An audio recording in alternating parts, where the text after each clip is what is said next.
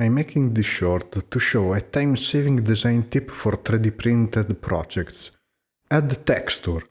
I've used it because I love to play with texture in general, but doing so, not only you enrich its look, but here it also helps in shortening the finishing process by a lot.